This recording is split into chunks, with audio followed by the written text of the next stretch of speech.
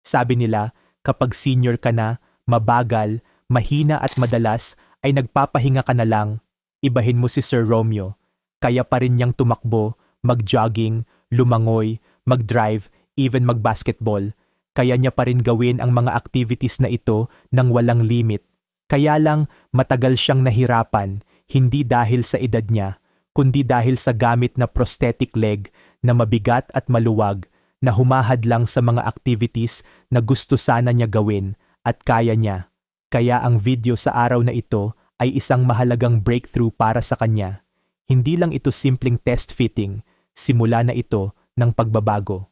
Sa susunod na video ay gamit na niya ang kanyang BK Carbon Prosthetic Leg. Mas magaan, komportable at snug fit na swak sa mga activities niya.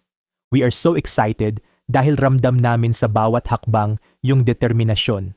Dahil kapag tama ang gamit na prosthetic leg, walang age limit para maging active. Unlimited ang possibilities para sa taong nais pa makabalik sa normal at may BK Carbon Prosthetic Leg na kaya kang sabayan.